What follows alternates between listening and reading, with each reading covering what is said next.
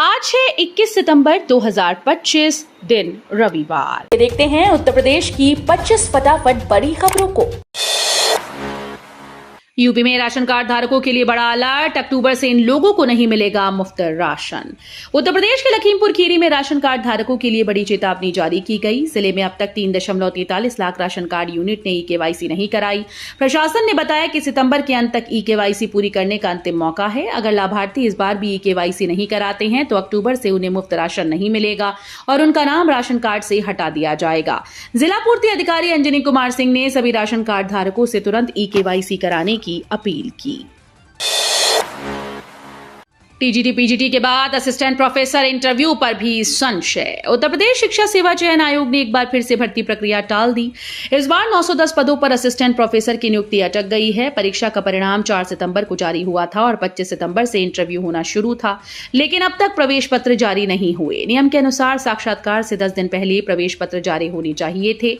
अभ्यर्थी लगातार आयोग से संपर्क कर रहे हैं, मगर कोई स्पष्ट जानकारी नहीं मिल पा रही।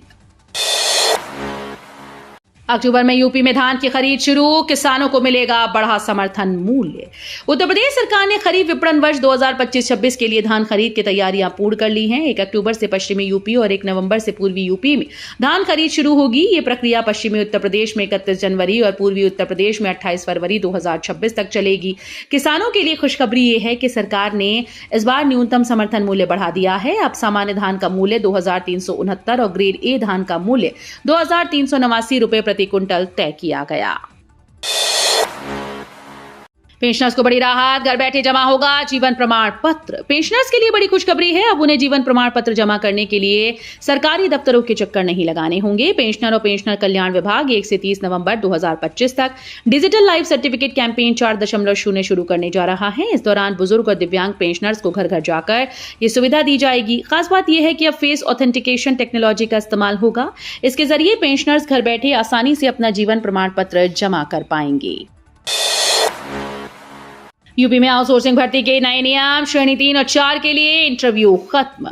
उत्तर प्रदेश सरकार ने आउटसोर्सिंग कर्मियों की भर्ती प्रक्रिया को लेकर बड़े बदलाव किए हैं। अब श्रेणी 3 और 4 के पदों पर भर्ती के लिए साक्षात्कार नहीं होगा। चयन केवल शैक्षिक योग्यता और लिखित परीक्षा के आधार पर किया जाएगा। शासन ने इस संबंध में दिशा निर्देश जारी कर दिए। विभागों से 4 दिन के भीतर लिखित सुझाव मांगे हैं। सचिवालय प्रशासन ने यह कदम मुख्य सचिव की अध्यक्षता में हुई बैठक के बाद उठाया, ताकि भर्ती प्रक्रिया को अधिक पारदर्शी और सरल बनाया जा सके। त्योहारों से पहले सीएम योगी का सख्त आदेश, शोधों को मिली उन्हीं की भाषा में जवाब। मुख्यमंत्री योगी आदित्यनाथ ने त्योहारों से पहले कानून व्यवस्था को लेकर बड़ा संदेश दिया। उन्होंने कहा कि प्रदेशवासी आगामी पर्व और त्योहार हर्ष और उल्लास के साथ मनाएं, इसके लिए प्रशासन पूरी तरह से मुस्तैद रहे। सीएम योगी ने स्पष्ट किया कि शोधों और उपद्रवियों को उनकी ही भाषा में जवाब दिया जाए। वीडियो कॉन्फ्रेंसिंग के जरिए हुई उच्च स्तरीय बैठक में उन्होंने अधिकारियों को स्वच्छता, सुरक्षा, बेहतर कानून व्यवस्था सुनिश्चित करने के निर्देश दिए। बैठक में मंडलायुक्त से लेकर पुलिस आयुक्त और सभी वरिष्ठ अधिकारी मौजूद रहे। कानून व्यवस्था से लेकर योगी की मूवी तक अखिलेश का बीजेपी सरकार पर हमला। अखिलेश यादव ने शनिवार को प्रेस कॉन्फ्रेंस कर भाजपा सरकार पर तीखा हमला बोला। उन्होंने अमेरिकी राष्ट्रपति डोनाल्ड ट्रंप के H-1B वीजा स्पॉन्सरशिप फीस बढ़ाने के फैसले को लेकर केंद्र की विदेश नीति को कमजोर बताया और सवाल उठाया कि हमारी तैयारी आखिर क्या है। अखिलेश ने कहा कि भारत दूसरे देशों पर लगातार निर्भर होता जा रहा है और आर्थिक रूप से मजबूत नहीं। वहीं उत्तर प्रदेश के कानून व्यवस्था पर भी उन्होंने सवाल उठाए। सीएम योगी पर बनी फिल्म को लेकर अखिलेश ने तंज कसा और पूछा, फिल्म में कार पलटने और बुलडोजर स्टंट वाले सीन हैं या नहीं। लखनऊ कोर्ट ने राहुल गांधी के खिलाफ दर्ज किया मुकदमा। लखनऊ की अदालत ने कांग्रेस नेता राहुल गांधी के खिलाफ मुकदमा दर्ज कर लिया है।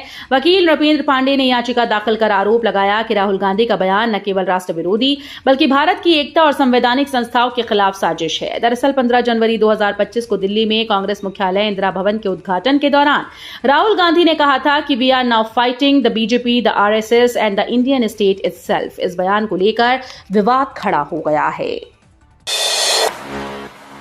रामायण वैक्स म्यूजियम में अटल और कलाम के साथ पीएम मोदी का स्टैच्यू। अयोध्या में बन रहा रामायण वैक्स म्यूजियम अब चर्चा का केंद्र बन गया है। 10 करोड़ की लागत से तैयार हो रहे इस म्यूजियम में रामायण के 50 पात्रों की वैक्स प्रतिमाएं लगाई जा रही हैं। इसके साथ ही पूर्व राष्ट्रपति डॉक्टर APJ अब्दुल कलाम, पूर्व प्रधानमंत्री अटल बिहारी वाजपेयी और प्रधानमंत्री नरेंद्र मोदी के स्टैचू भी यहां देखने को मिलेंगे। म्यूजियम में आध्यात्मिक गुरु श्री श्री रविशंकर और संत श्री नारायण गुरु की प्रतिमाएं भी लगाई जाएंगी। 80% काम पूरा हो चुका है। 8 अक्टूबर को सीएम योगी इसका लोकार्पण करेंगी। सड़क हादसे कम करने को यूपी में तैनात होंगे सड़क सुरक्षा मित्र। सड़क हादसे रोकने के लिए यूपी में एक नई पहल शुरू हो रही है। सड़क परिवहन और राजमार्ग मंत्रालय के निर्देश पर अब सड़क सुरक्षा मित्र तैनात किए जाएंगे। 18 से 28 साल के युवाओं का चयन कर उन्हें सड़क सुरक्षा अभियान से जोड़ा जाएगा। ये युवा रोड सेफ्टी ऑडिट और जागरूकता से जुड़ी गतिविधियों में अहम भूमिका निभाएंगे। सड़क सुरक्षा मित्र कार्यक्रम को देश भर में लागू किया जा रहा है और माई भारत प्लेटफॉर्म के माध्यम से युवाओं की भागीदारी सुनिश्चित की जाएगी। नोएडा एयरपोर्ट उद्घाटन को तैयार, ई बस सेवा का इंतजार जारी। नोएडा इंटरनेशनल एयरपोर्ट उद्घाटन के लिए पूरी तरह से तैयार है, लेकिन यात्रियों की सुविधा के लिए ई बस सेवा अभी शुरू नहीं हो पाई। जिले में 500 ई बसेस चलाने की योजना बनी थी, मगर इंफ्रास्ट्रक्चर तैयार न होने और SPV कंपनी का गठन न हो पाने से योजना अटक गई। यमुना प्राधिकरण एयरपोर्ट को अपने रूट में शामिल करने की तैयारी कर रहा है ताकि यात्रियों को बेहतर कनेक्टिविटी मिल सके।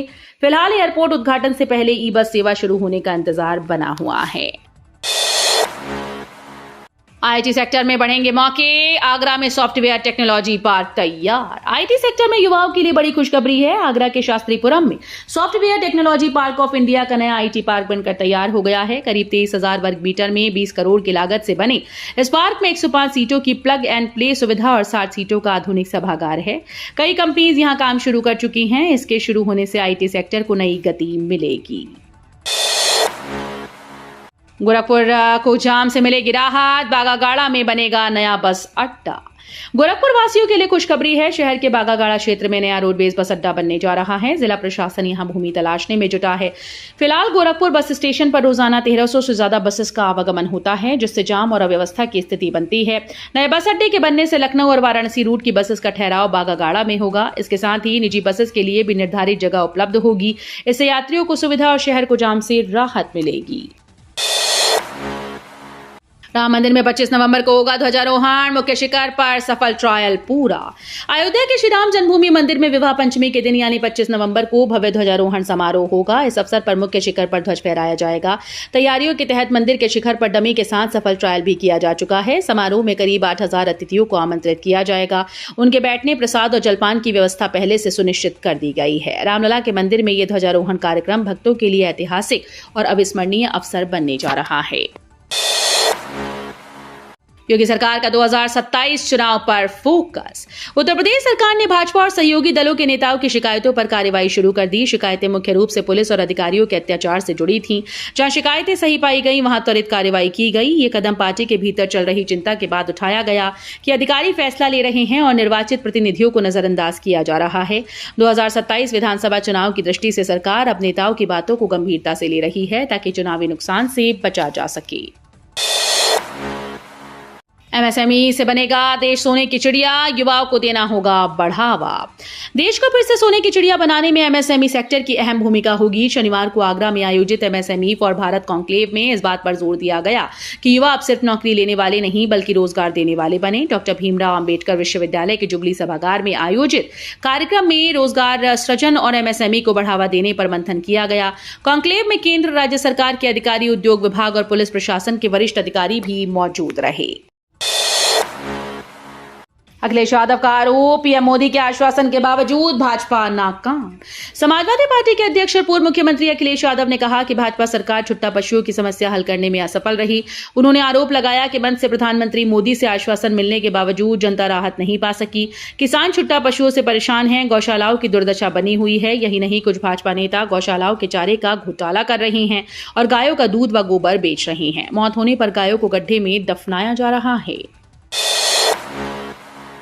डिजिटल इंडिया की नई पहल, भारत में लॉन्च हुआ ई पासपोर्ट। भारत ने यात्रा दस्तावेजों को और अधिक सुरक्षित और आधुनिक बनाने की दिशा में बड़ा कदम उठाया।